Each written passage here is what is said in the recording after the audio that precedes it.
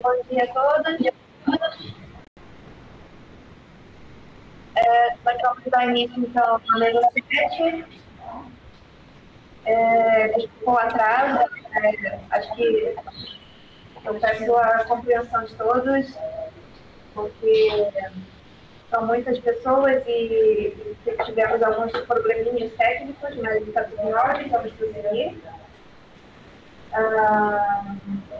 Agora, para iniciar a mesa 7, temos a professora Raquel Avicâmara. Ela é professora do Júlio de Literatura na Universidade de Macau, doutora em Literatura Comparada pela UERJ, com especializações na Alemanha e passou como pesquisadora visitante no Nichibuken, no Japão.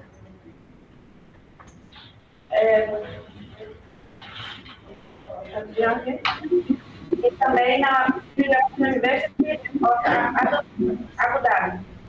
Ela atua nas áreas de literatura comparada, estudo de tradução em língua portuguesa como língua estrangeira. Também ela é tradutora literária do alemão.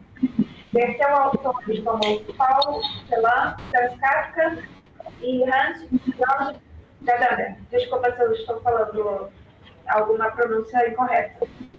É coeditora dos livros Modernização Urbana e Cultura Contemporânea, Diálogos entre Brasil e Japão e Crossings, Brasil, Portugal and Great China. Atualmente desenvolve o projeto Avant-Garde Movements in Non-Hegemonic Portuguese Speaking Countries na Universidade de Macau. Professora, é uma honra a participação aqui. Você gostaria de compartilhar ou nós compartilhamos aqui? Boa tarde. Eu gostaria de compartilhar. Só um minuto aqui, vamos. Eles não ouvem bem? Oi? Vocês me ouvem bem? Sim, ouvimos. Sim, só um minutinho. Então, aqui também esse não foi, aqui tem que abrir aqui.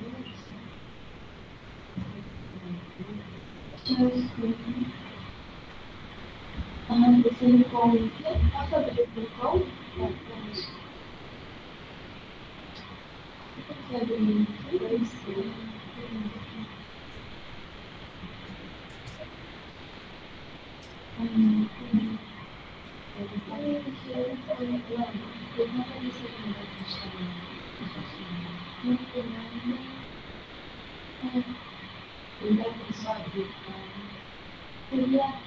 Só que se você só abrir aqui a comunidade, é só abrir aqui, porque também não aparece. Ele teria que abrir aqui no plano. Então, eu acho que vai dar para compartilhar com o pai, compartilhar bom. Tá bom, né? Agora eu vou abrir aqui.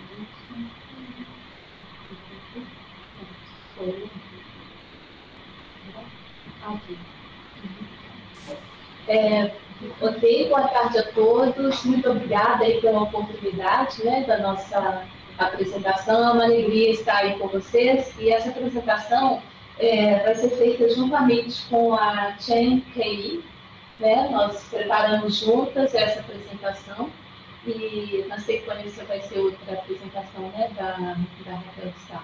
Bom, o nosso tema, então, a transmissão de imagens de clássicos chineses na poesia de Fernanda Dias, o caso dos poemas de uma monografia de Macau.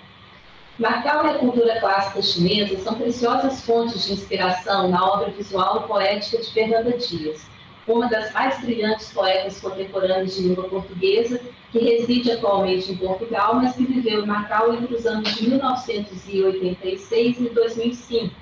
Onde iniciou o seu percurso poético.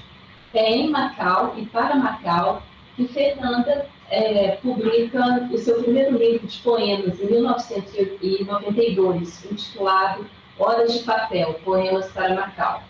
As primeiras palavras deste livro já revelam o seu fascínio, impacto e vínculo com a cultura clássica chinesa. Trata-se de uma epígrafe de um dos maiores poetas da dinastia Tang, do Fu, com o seguinte título, assim traduzido por Fernanda, Partida para a Fronteira. É aí, nessa linha fronteiriça, imaginária, que habita a poeta.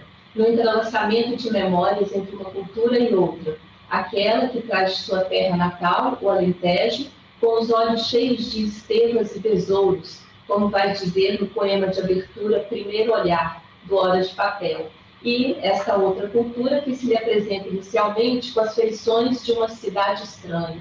Macau é um portal de entrada peculiar para um universo de intimidade da poeta com a cultura clássica chinesa. Nesse primeiro olhar dedicado a Macau, os poemas, em sua maioria, recebem como títulos topônimos dessa cidade, como, por exemplo, Lo Lin Leoc, um jardim que é falado, pintado pela poeta, com uma paleta de metáforas nitidamente chinesas. O verde do bambu é definido como jade. Chove e a poeta se abriga na varanda do pavilhão vermelho, com um canto, cito, de melancólica beleza de amar o que 1000 vezes foi cantado, facsímile de um poema antigo decorado na escola. Fecha citação. De posse da paleta de cores e metáforas da poesia clássica chinesa, a poeta passa, então, a construir sua própria memória da China, a partir de outras memórias. Não basta o facsímile de poemas chineses decorados numa escola do Alentejo. Ela cria ou encontra, já na segunda parte desse seu primeiro livro, um doador de memória. Esse é o título dessa parte do livro e também do primeiro poema que a abre. O doador de memória é um amante chinês de quem a poeta reconta uma história de criança, quando ele navegava numa porta, como se fosse um barco, na rua que virou rio depois da passagem do tufão. Nos versos finais, a poeta confessa, cito, e assim teus olhos recolhiam joias na arca da memória para mim. Fecha citação. O chá é uma dessas joias, elemento tão chinês, servido num dos poemas por esse amante imaginário, a quem a poeta diz, cito, e o teu rosto de súbito revela que em ti arde a memória de milênios. Fecha citação.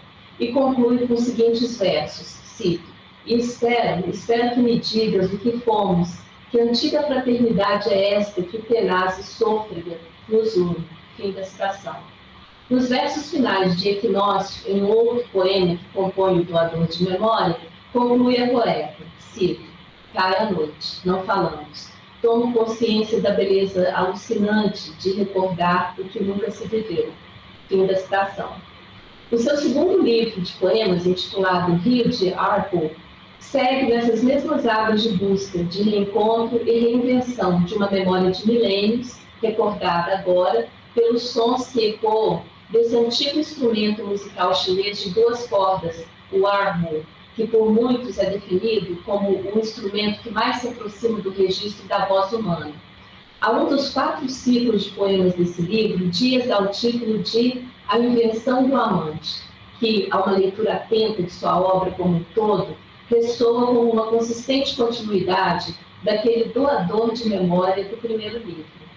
Assim dizem os versos de A Invenção do Amante, poema de abertura do ciclo de mais antigo. Cito, já não ouço os grãos cinzentos, cresce o rumor urbano por sobre o povo do rio.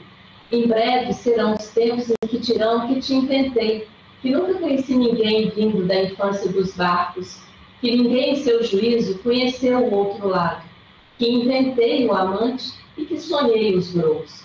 Fecha citação. Em paralelo ao amante chinês inventado, que é um recurso que Dias vai explorar ao longo de toda a sua poética, na poesia e na prosa, como uma forma de acesso, diálogo e reinvenção das tradições e antiguidades da cultura chinesa, e também como uma proposta crítica de inversão de gêneros na tradição poética ocidental. Ou seja, agora é uma mulher que dedica seus versos a um amante, e não o contrário. Escuta-se nesses versos o rumor da modernização urbana em Macau, das radicais mudanças políticas, econômicas, sociais e culturais que sobrepõem e apagam os ecos do rio, do Arbo e dos grãos. Rio de Arbo, assim como seus seguintes livros de poesia, Chá Verde e Mato Esquivo, trazem registros poéticos dessa transformação estrutural por qual passou a cidade de Macau desde a chegada de Dias em 1986 até os anos posteriores à sua transferência de soberania para a China em 1999, que coincide com o ano de publicação do Rio de Armo. É o ano em que Macau adquire o status de região administrativa especial de Macau da República Popular da China, válido até 2049. Em seus poemas, sobretudo a partir de Rio de Arvo, não há como ignorar essas mudanças todas por que passa o território e o consequente apagamento de séculos de história, construções e tradições da cultura chinesa em Macau, que a vai tornando naquilo que o título de seu último poema, seu último livro de poemas define, num mapa esquivo. Se antes a cidade se configurava como um portal de entrada para poeta na cultura chinesa, nesses anos de intensa reurbanização e reestruturação política, tornou-se em linhas esquivas, num mapa apagado pelo excesso de luzes e artifícios, como podemos ler num de seus poemas, cito: Mil flores de neon, rondas da noite, onde havia canforeiras nas encostas, hoje primavera frenética, jardins químicos, Éden de plástico, esplendor do simulacro, lojas de cosmético até o frenesi, vendem verniz das unhas na Praça Nova. Fim da citação. Os clássicos relidos por Fernanda Dias. A cidade de Macau e suas transformações na virada do século XXI e tudo que essa cidade lhe traz de apagamentos e de memórias inventadas ou imaginadas de uma China antiga, consiste numa das inspirações da poesia de Fernanda Dias, o que se pode constatar na sequência desses 4 livros já mencionados: Hora de Papel, Rio de Arvo, Chá Verde e Mapa Esquivo. Entre a terceira e a quarta publicação, uma de 2002 e outra de 2016, observa-se um longo intervalo de 14 anos. Esse período coincide exatamente com a dedicação de Fernanda Dias ao estudo de clássicos chineses e de autores contemporâneos, o que resulta nas seguintes reinvenções, revisões, traduções criativas e recortes. 2004, o poema de monografia de Macau, que vai ser o tema aqui da nossa fala, os poemas de Gaogê, 2007, 2011, uma leitura do Li Jing, O Sol, a Lua e a Vida do Fio de Seda, 2012, poemas de Xu Wan, e 2014, Amores do Céu e da Terra, Contos de Macau, de Lin Lin. Com exceção de uma leitura do Li Jing, O Sol, a Lua e a Vida do Fio de Seda, em que Dias reinventa poeticamente o Li Jing, o mito das mutações, a partir da tradução para o português do mestre taoísta Wu Ji-Chen.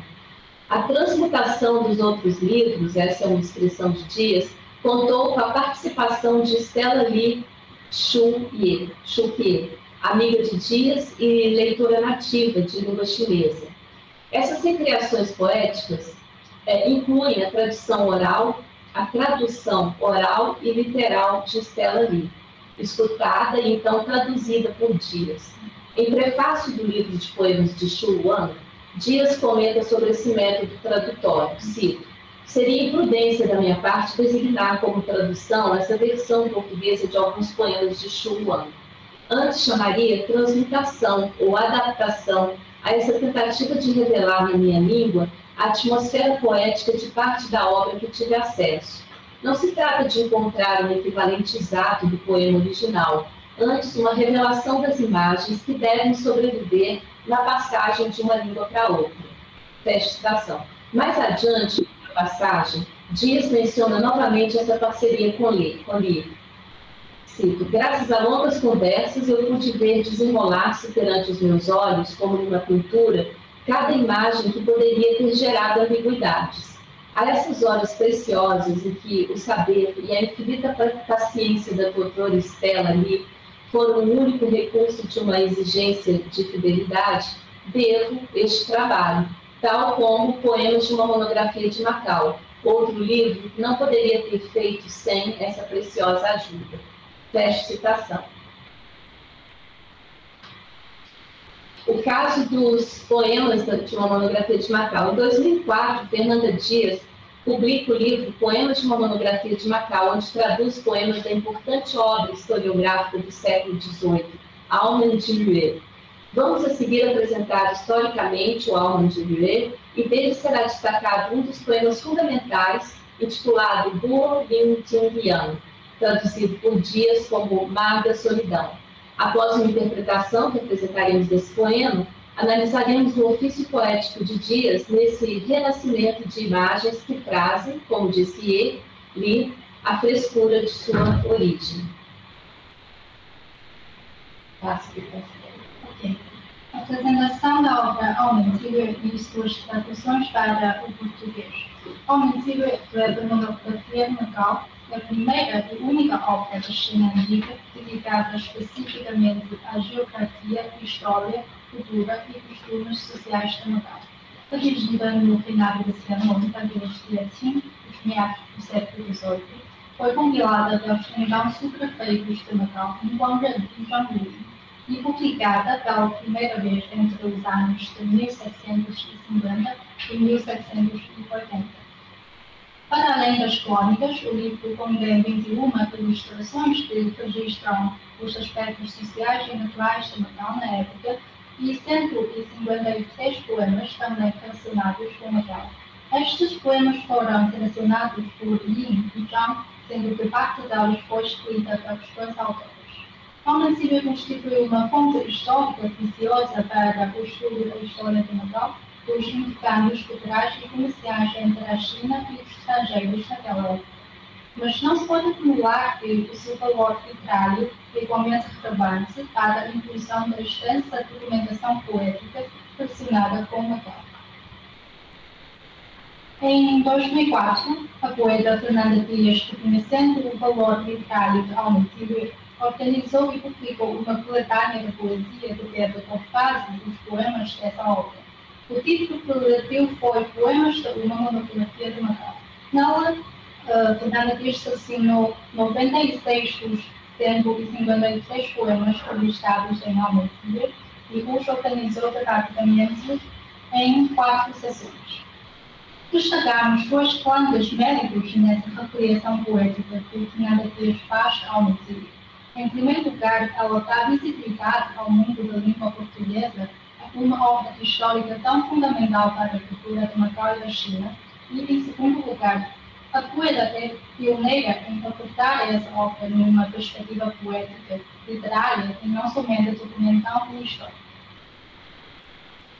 O poema Colin Yin Yang foi incluído na parte da descrição geográfica da ilha Lincoln e do mar Lincoln, o Mar da Solidão, que se situa no estuário do Rio das Pérolas, abrangendo Hong Kong do Raio de Macau.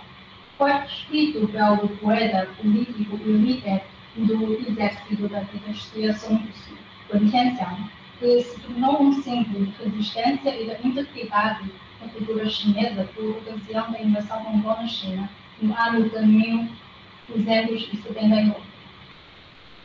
Wen Tianxiang combateu as forças mongóis do Império Yuan, mas acabou derrotado e capturado em Haikou, em província de Guangdong. No início de 1279, os soldados Yuan levaram-no sob custódia de um navio, passando pelo mar Yingting, a descer a Yashan, em Guangdong, onde o comandante das forças Yuan exigiu que Wen Tianxiang escrevesse uma carta persuadindo o almirante e general militar da dinastia Song Tzu, Zhang Shijian, a se render. Wen Tianxiang acusou de exigência mongol tendo dado a seguinte resposta: se eu não fui capaz de proteger os meus próprios pais, como poderia incitar a outra pessoa a trair os seus, seria correto? Foi nesse contexto que Wen Tianxiang compôs o poema Colin Yin Yang, e que se tornou uma referência na cultura chinesa, dada a sua continuada transmissão através dos séculos.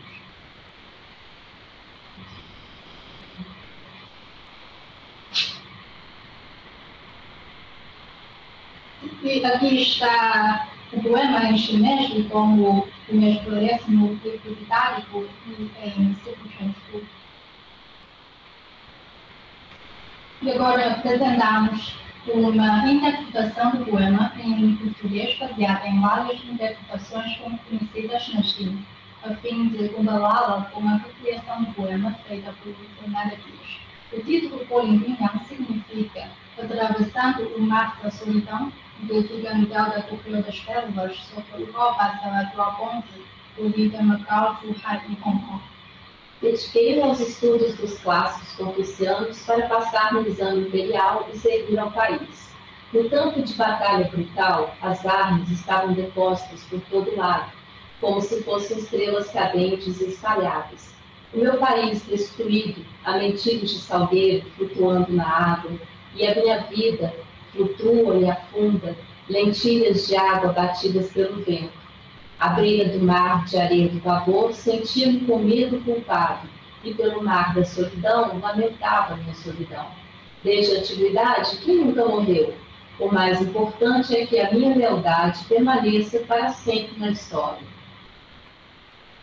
E agora vamos ver a recriação de Fernanda Pires. Mar da solidão. Quão breve é o instante de vê-las, as montanhas.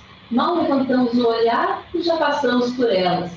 Escuros espaços, 1000 lanças erguidas pelos 4 lados dos céus, rodeadas de astros, montes e rios desfeitos, águas que arrastam destroços. Assim no mundo, o nosso corpo flutua ou submerge, como lentilha de água soprada pelo vento. Ao chegar aos recifes do alarme, gritamos: alarme, abrolhos! Ao passar pelo mar da solidão, suspiramos: aqui vamos solitários. Que homem houve desde as origens que, tendo nascido, não devesse morrer? Quer desprezemos, quer para sempre guardemos a sinceridade no nosso coração, somos mortais. Que poderá brilhar mais que o nosso suor? Imagens e efeitos de Poliminião na recriação de Fernanda Pires. Fernanda Pires representa uma versão mais líquida e criativa do Poliminião, o que nos traremos a seguir por meio da análise das 3 expressões: chanfre, e cantinho. O sintagma chanfre possui no início do segundo dístico do poema, de em geral lemos como o país destruído, Dias traduz como montes e rios desfeitos. A expressão chanfre literalmente significa montes e rios, assim como foi traduzido por Pires. No entanto, há nessa expressão um sentido cultural bastante implícito, presente na transmissão escolar desse poema para o leitor chinês, que é o seguinte: a junção desses 2 palavras, mundana e rio, adquiriu o significado de território nacional, sentido de identidade geopolítica que não comparece na leitura de Pires. Dias traz a imagem das montanhas já no primeiro verso, onde leva em um instante a belas, as montanhas, mal levantamos o olhar e já passamos por elas. Esta imagem, no entanto, não aparece no poema original. Ela substitui o primeiro dístico do poema, que interpretamos como dediquei-me aos estudos dos clássicos confucianos para passar no engano ideal. A tradução de Pires faz-nos imaginar a narração poética, do ponto de vista do navio em movimento, em travessia no mar, passando às pressas diante de algumas montanhas, que mal podem ser vistas. Na sequência, a tradução de Pires escuta os passos, 1000 lanças arquivas, e aos 4 lados dos céus rodeadas de astros. Revela aquilo que se vê com mais nitidez do que as montanhas, um campo de batalha. Esse campo de batalha ressura em montes e rios desfeitos, águas que arrastam destroços, o segundo dístico do poema. Na nossa interpretação, este dístico é lido assim: o meu país destruído, a mantilhos de salgueiro flutuando na água. A optar por destroços afastados pelas águas, Dias reforça com dramaticidade a destruição apresentada no campo de batalha. O drama ganha ainda maior peso por ser representado como algo que acontece e flota no meio da narração. Podemos que as 1000 lanças ainda estão ativas, o tempo presente aos 4 cantos dos céus, e as águas arrastam também o presente comunicativo os destroços, ou seja, o acontecimento que está sendo testemunhado presencialmente na narração de Dias. No poema original, a destruição do país é representada como algo que já aconteceu. Ao usar a palavra destroços em substituição aos anabilhos de salgueiro, Dias subtrai do poema a sensação de instabilidade, tristeza, errância e desamparo associada ao simbolismo que essa planta tem na poesia tradicional chinesa. No entanto, a instabilidade e a fragilidade parecem caminhar nos versos seguintes de Dias. com dimensão ainda maior que a que observamos no original, como uma espécie de compensação nessa transmutação pública. Leamos os versos seguintes. Assim no mundo, o nosso corpo flutua ou submerge, como lentilha de água soprada para o vento. E na nossa interpretação lemos, e a minha vida flutua e afunda, lentilhas de água batidas pelo vento. O nosso corpo, flutuando ou submergindo no mundo, traz uma dimensão da fragilidade humana diante do universo. Ao passo que a minha vida flutua e afunda em uma imagem centralizada, afunda uma única vida, e não a vida drasticamente frágil de todo o corpo, de todo o ser humano. O tom de maior dramaticidade apresentado por Dias no poema Corindinha torna-se ainda mais claro no terceiro dístico, quando a poeta opta por um discurso direto. Ao chegar aos recifes de Alame, gritamos, Alame, os olhos, ao passar o mar da solidão suspiramos, aqui vamos solitários. Esta passagem parece um soliloquio teatral em fora coletivo, com o uso da primeira pessoa do plural, em que os personagens expressam em voz alta as angústias do coração. Para os leitores da língua portuguesa, essas passagens podem apenas evocar certos versos dos Lusíadas de Luís de Camões. A maior diferença entre os Lusíadas celebram a glória das navegações portuguesas, enquanto o Corindinha escreve a dor da cobra chinesa diante do invasor mongol. O último verso, no entanto, mantém o vigor corajoso do original, revelando a colagem indomável da intenção e o seu espírito nobre de nunca se render, apesar das divergências interpretativas, afirma a determinação de Ben de enfrentar a morte em nome da lealdade ao Império Som permanece na recriação de Fernandópolis. A expressão Hanqing que aparece ao final do poema, os últimos dois caladeiros, literalmente significa suor verde e é traduzida por Dias como o nosso suor, conforme o dicionário chinês moderno. Hanqing refere-se aos campos verdes, aquecidos e portanto suaves, desumidificados, preparados para receber as inscrições e registros oficiais, o que por cinética frequentemente é confundido com os sinais históricos. Ao optar em sua tradução por nosso suor, Dias mantém a literalidade de um dos termos da expressão, ou seja, o suor, enfatizando o valor do suor humano das ações empenhadas do homem no mundo, como aquilo que mais poderá brilhar e permanecer na passagem de todos os mortais por essas terras e mares. E ao adicionar o pronome possessivo nosso ao substantivo Han, nosso suor, palavras finais na tradução, Dias escolhe a primeira pessoa do plural, nós, como persona poética, ampliando assim o elemento pessoal da intenção sobre o seu próprio destino para um sentimento coletivo, considerando que a intenção mais tarde foi notado como o herói nacional do povo chinês. Essa escolha com um sentido de unidade acaba coincidente com a interpretação corrente deste poema por leitores chineses. Notas conclusivas.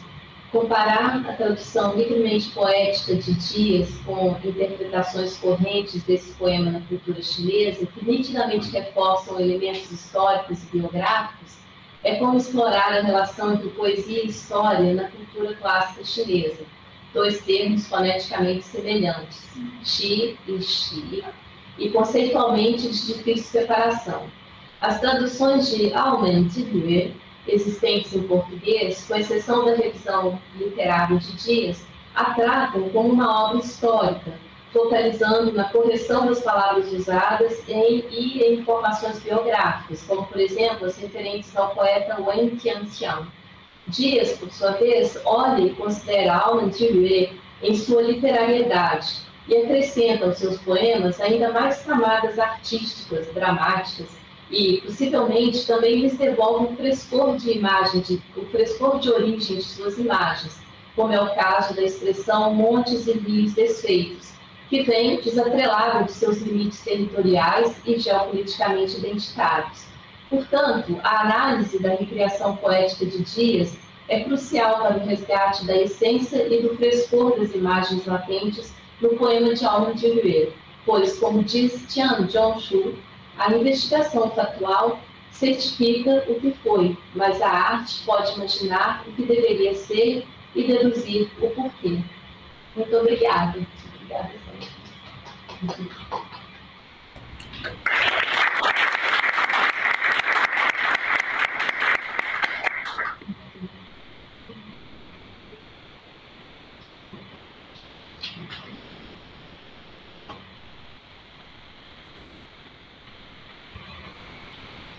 Muito obrigada, professora Maria e a professora Kelly. Desculpa a pronúncia. É um tema muito interessante. Muito obrigada pela contribuição. Agora Oi? Agora está um pouco melhor. Que bom. Vamos dar prosseguimento agora com a Raquel. Raquel Harun de Sá, também da Universidade de Macau. Muito obrigada, Raquel. Você consegue transmitir o slide ou você quer que a gente coloque aqui? Eu posso compartilhar. Tá, vamos ver.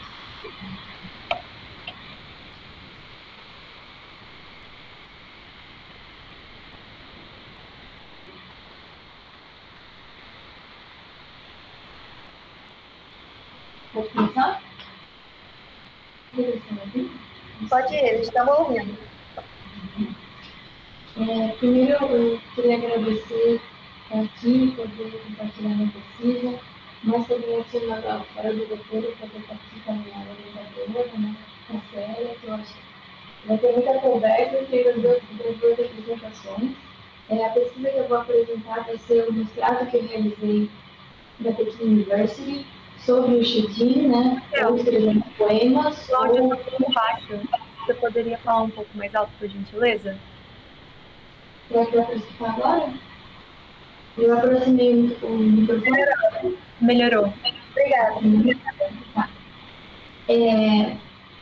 Só que o meu foco, quando eu for abordar esse texto, é pensar, produzir uma reflexão sobre o processo de transmissão dele, nessa ontologia mais poética da China, e também problematizar a memória que já foi registrada por essa tradição, né? Então eu trago o conceito da relembrança, porque me interessa pensar de novo, né, relembrar como essa memória foi construída, para que a gente possa refletir como a gente continua transmitindo esse livro na sua vida continuada. Bom, e aí, como esse exercício de leitura, eu preparei a leitura do mesmo poema em duas versões transmitidas diferentes. Aquele, como a gente geralmente costuma estudar, né, hoje em dia, né, como eu estou trazendo aqui, com a transliteração em pinyin, e também uma versão escrita em bambu de 264 a.C. Bom, eu acho que o último parênteses, antes da gente começar a olhar o manuscrito e o texto transmitido, é entender como a gente pensa de forma contra-intuitiva sobre as nossas formas de escrita, né? A gente tende a pensar o texto como uma versão única, escrita por só um autor, né, concebendo assim uma noção de autoria moderna.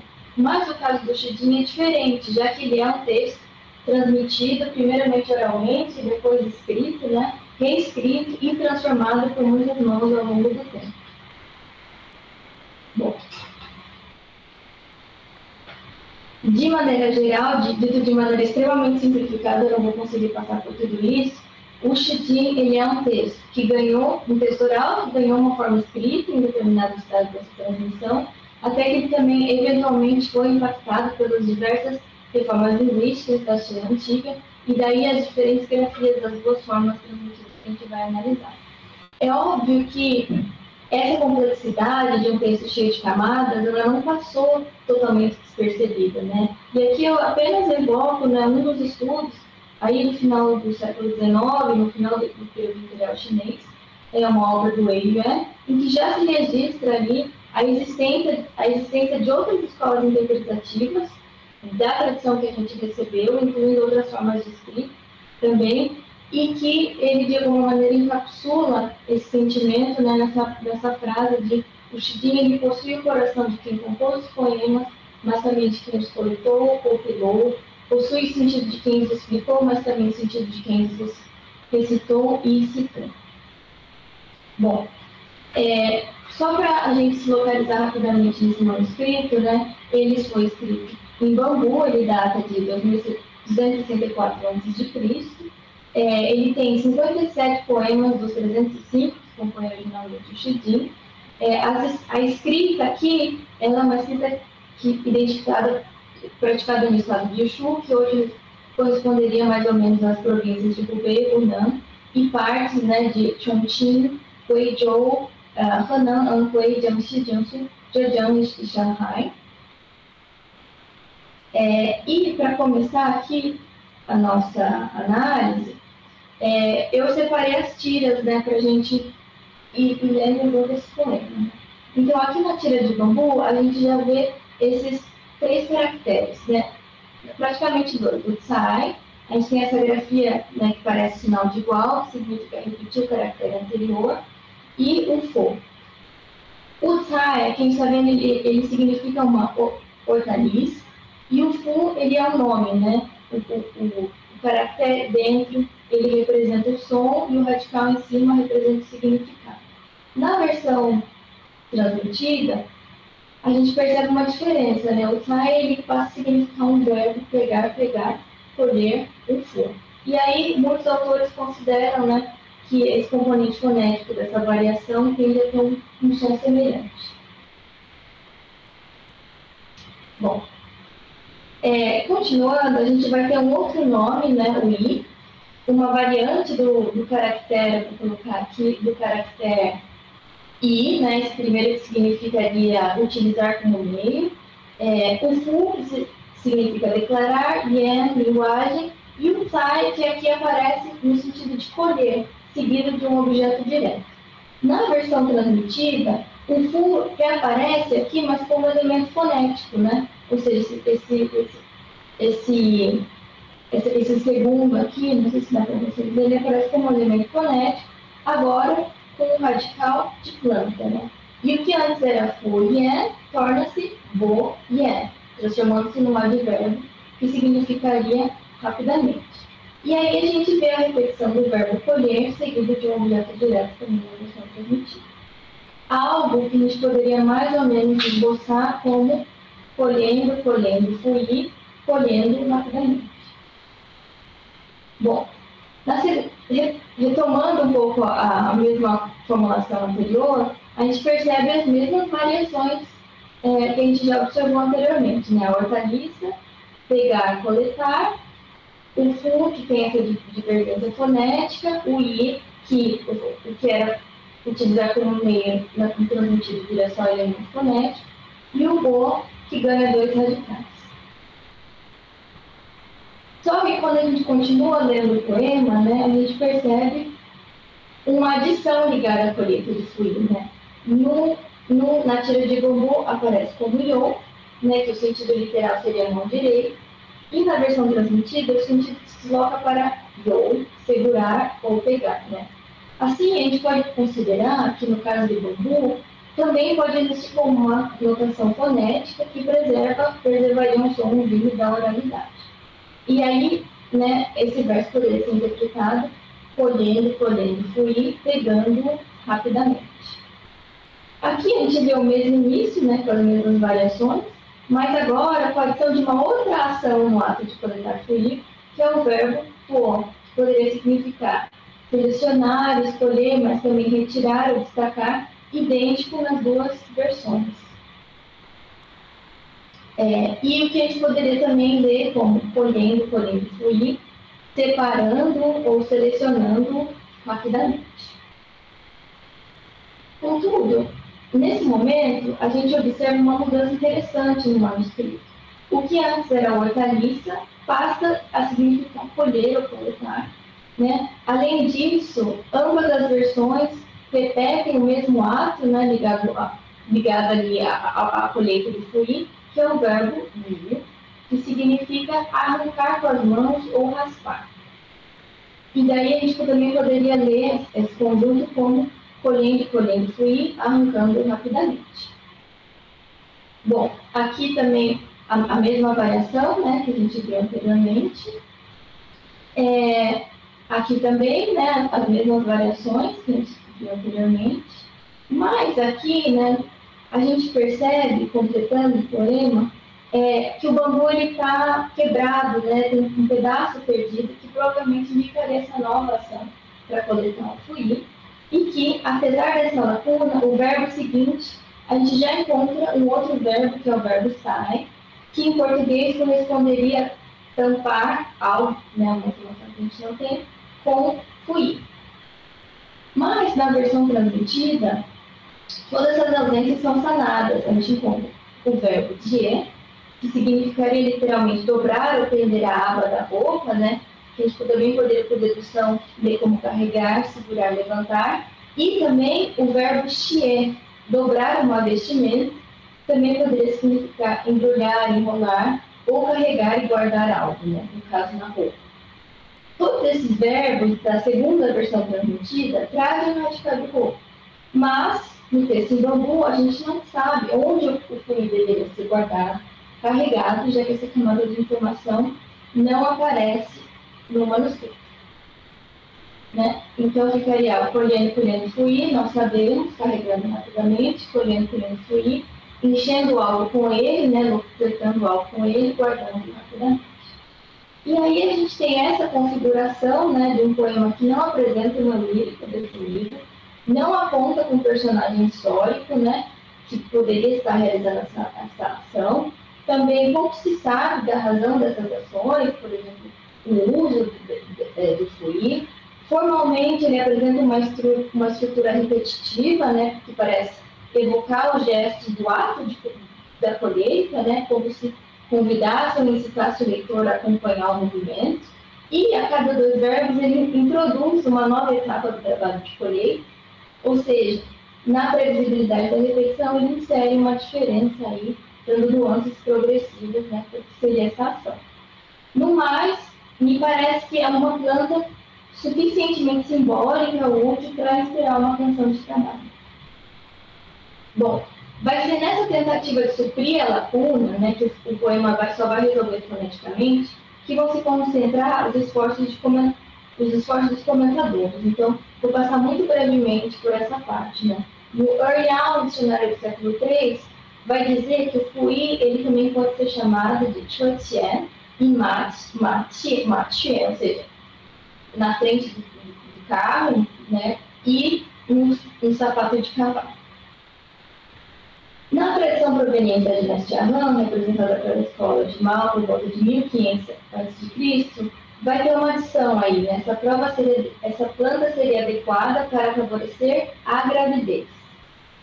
No século XVIII a.C., no livro Biografias de Mulheres Exemplares, o fluir ele vai ser afirmado que ele foi composto por uma mulher virtuosa que compara a colheita do fluir, que supostamente seria uma planta de odor desagradável, com os percalços do casamento.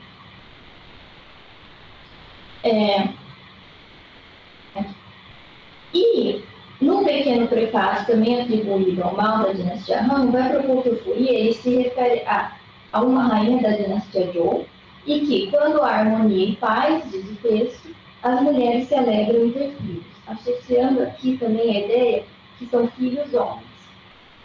Ou seja, consumir a terra para ter filhos homens. No comentário do século III e IV depois de Cristo, compilado no século VII, mencionam-se agora que são as sementes que resolveriam a dificuldade de engravidar, ou seja, as sementes aparecem aqui no comentário. E aí, como toda essa tradição chegou até nós? Eu trouxe o caso do James Legge, em que é uma figura importante aqui na definição moderna dos espaços confucianos do Ocidente, em que, por exemplo, ele não menciona o fluir, mas ele tenta traduzir o chuetian, vertendo ele como plantain, algo que a gente traduziria como plantar ou pinchado. Aqui ele também faz menção às sementes e às orelhas das folhas, confirma esse contato com os comentadores. Contudo, ele escolhe empregar o pronome nós, que de alguma maneira separa o leitor da voz interna do poema, como o nós, que estamos fazendo isso separar como aqueles que colhem a tronchada. Bom, o Neg também se permite interpretar o último verso como se o ato de guardar as sementes da tronchada oferecesse algum tipo de alívio àqueles que as colhem. Assim, ele ignora que os textos transmitidos não conduzem a uma resolução, e sim dizem respeito a uma estrutura cíclica. Na tradução do fonólogo suíço Bernhard Kragbrand, a gente também percebe que ele não, diferente do Neg, ele não repete o verbo colher duas vezes como nos textos transmitidos. Ele sempre opta por repetir o sujeito e o objeto do verbo. Isso acaba por reduzir o ritmo enérgico da canção, transformando em redundância aquilo que antes parecia ser um impulso da ação do texto transmitido. E, por fim, eu trago o poeta Ezra Pound, né, lembrado principalmente pela sua poesia imagista, mas também peça fundamental para pensar a poesia completa no Brasil, que também se associou ao fascismo italiano e que declarou seu antissemitismo, e que traduz esse poema quando ele está preso em Washington para se salvar da pena de morte devido ao apoio dele ao fascismo italiano. Dito isso, o Paulo é um dos poucos exemplos que conseguiu reproduzir o jogo de repetições do verbo colher dos textos transmitidos. Na terceira estrofe, ele parece, no entanto, deliberadamente adicionar uma camada de moralização, ou seja, quando as mulheres dobravam as saias para colher o plantain, suas coxas, feitas para permanecerem ocultas, eram reveladas. Além disso, vale notar dois pontos cruciais. O Paulo utiliza o verbo no imperativo, colha, pegue, sugerindo uma voz de comando, que contrasta com o caráter anônimo original. E também ele introduz uma ideia que envelheceu muito mal para o poema moderno, que é a preferência por filhos homens, atualizando o antigo preconceito chinês, né, por filhos homens, John Nancy, que além de não existir no texto transmitido, se torna particularmente insensível nos tempos modernos. Bom, para encerrar minha apresentação, eu evoco o Walter Benjamin, que nos deu uma poderosa ideia sobre a tradução, de que ela é feita para leitores capazes de perceber as transformações de sentido impostas pela tradição, pela transmissão e pela tradução, já que, para ele, pensar o passado da história era uma tarefa ética e urgente. Assim, eu deixo algumas reflexões sobre as implicações que os comentadores do Judin ainda exercem sobre nós. Quando eu estudo o Judin, até que ponto, como leitores contemporâneos, estamos conscientes do seu processo de transmissão? Devemos usar a hermenêutica clássica apenas como material de apoio, ou elas também deveriam ser analisadas criticamente como produto do seu tempo? Quais são os usos históricos da poesia, uma vez que vivemos num mundo que o conhecimento desapartou, história e poesia? Seria importante mencionar a tradição hermenêutica empregada nos estudos clássicos. Que efeito tem quando os intérpretes modernos traduzem omitindo essas referências? E por que, aí é uma provocação, os tradutores modernos, como tradutores modernos, sentimos dificuldade em lidar com a perda de sentido ao traduzir, e como a marca deixada por essa perda pode, de uma perspectiva mais otimista, gerar novamente poesia. É isso.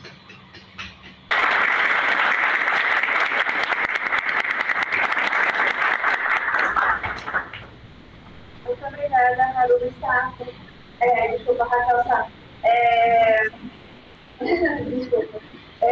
Nossa, muito interessante. Eu acho que, assim como ontem a professora Sato terminou a apresentação dela concluindo com perguntas, eu acho que o nosso trabalho de pesquisador é tão importante quanto trazer conclusões, justamente levantar esses questionamentos, porque é a partir dos questionamentos que a gente vai conseguir prosseguir